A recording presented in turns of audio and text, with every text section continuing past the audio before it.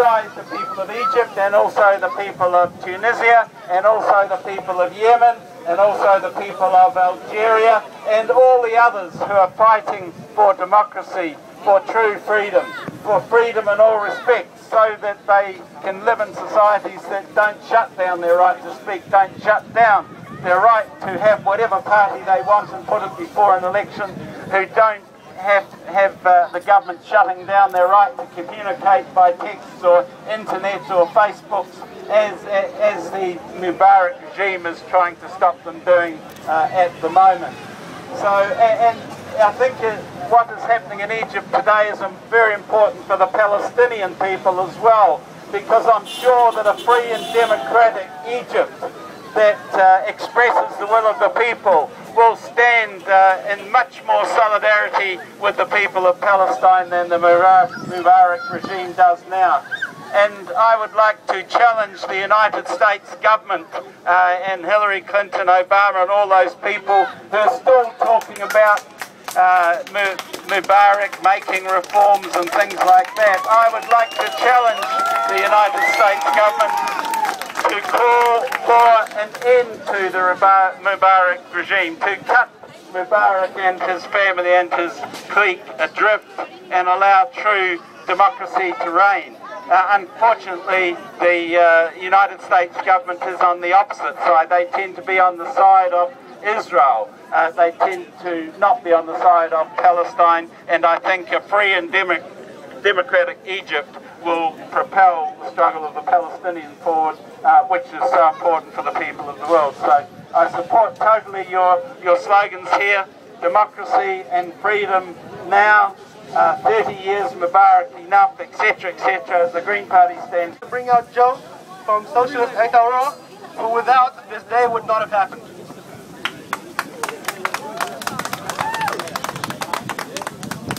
Brothers and sisters, for many years we've been coming here and marching and protesting.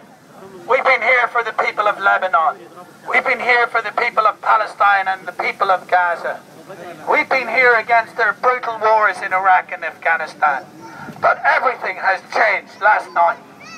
Like hundreds, like thousands of people all around the world, I didn't get to sleep last night till 6 or 7 a.m.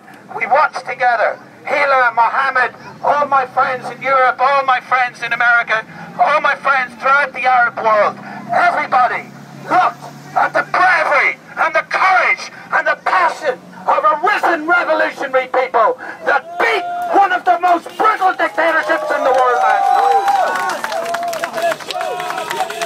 The beautiful people of Tunisia have lit a spark, a historic spark, a fire that is spreading across the world, and not just across the Arab world either, because your brothers and sisters on the other side of the Mediterranean, in Greece and Spain and France, we've had it too with this rotten system. What is happening now is that we the people, whether we are Muslim, whether we are Christian, whether we are a worker, whether we are poor, but we the people have now entered into the stage of history to clear away the old shit, the evil bastards, Mubarak, to the dustbin of history. And now we should never, ever, ever surrender that power of the people. It's been paid for by the blood of the martyrs. Let's remember how this began. A 26-year-old man, a university graduate with a degree, the Tunisian people, very educated people, but he could not eat. He could not eat. The people are starving on the Arab streets. And he went out to sell vegetables. And the police force confiscated the vegetables and criminalized him. With this desperation of poverty, he set himself alight. Not only did he set himself alight, he has now set the world alight, and thousands of people rise up and remember his name.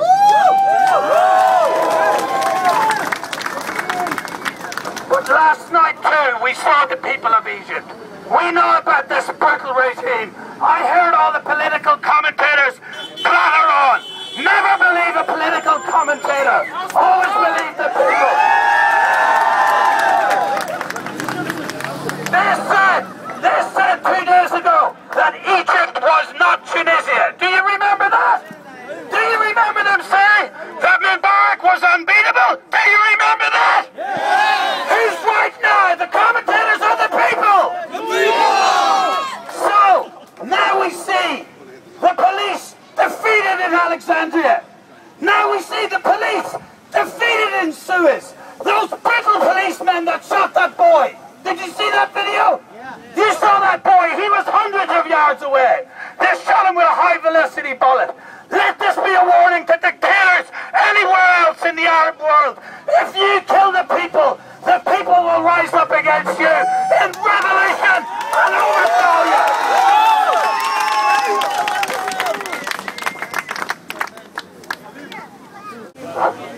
Hi everyone, my name's Mike Treen.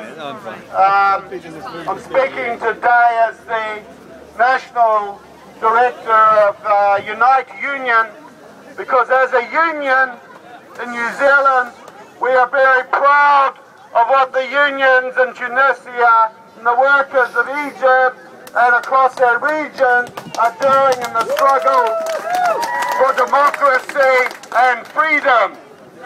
We have seen in the WikiLeaks documents that the regimes across that region have been turned into tools of the Western powers and the corporations that want to get in there and exploit the people of that region. We have seen what this government wants to do. We have seen the privatizations and the sale of the national patrimony of the countries. And we have seen workers brutally beaten and tortured and thrown in jail for going on strike to try to protect their meagre standard of living. The regimes are there to protect the wealthy. The regimes are there to protect the multinational corporations. The regimes are there to be anti-people, because there can be no true freedom with that level of exploitation and oppression that exists. It is grotesque the way that the wealth of these countries have been looted and monopolized by a tiny elite within those countries and by their foreign partners. We know that these regimes would not have existed for 5 minutes without the billions and billions of military aid that has been poured into them year after year without any worry about what is happening to the people of those countries. That aid has to stop. That support has to stop. Obama and all of the people like him around the world who are talking. But you know what makes me most angry about this? Is when they point the finger equally at the people and the regime and says, oh, you must not do violence, you must not do violence. There's no equality of violence in that situation. The violence is coming from only one direction, and it's being directed against the people. What also thrills me is when you see, as part of a genuine people's revolution, and we see signs of this in Tunisia today, and I don't know what's happening in Egypt, but the wonderful things when you see the journalists in the newspapers expel the old pro-regime editors, when you see the workers marching to take control of their factories and expelling the old managers, because democracy in a real people's revolution is democracy in all spheres of life and culture and the economy, and that is something to celebrate. We will mourn the death, but we will celebrate the victory to the peoples of this region, to the peoples of Egypt and Tunisia today, and the people of Palestine tomorrow. Kia ora, kia ta.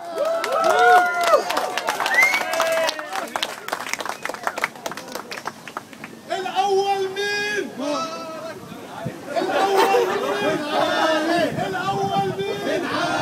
والثاني مين؟ مبارك. والثاني مين؟ مبارك. والثالث مين؟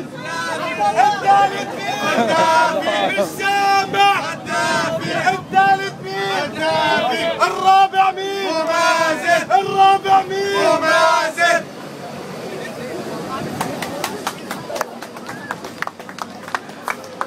Next up, I would like to bring out Hella from Students for Justice in Palestine.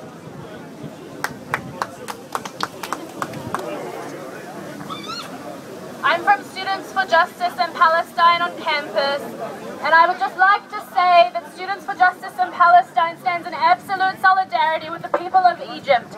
As someone who has been sitting back in New Zealand and watching this unfold, my heart goes out to the people on the streets, the people who have been thrown tear gas at, the people who have been charging at the police, the people, the activists, who have been pulled and arrested out of their homes in the middle of the night.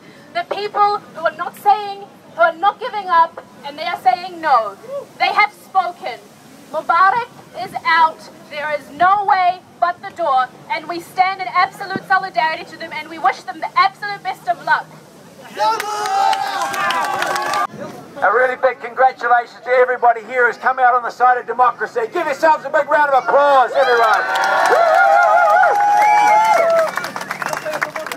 I think all of us around the world this week, we have been surprised and stunned and amazed and heartened by what's happened across the north of Africa there. And what's happened in Egypt this week is fantastic.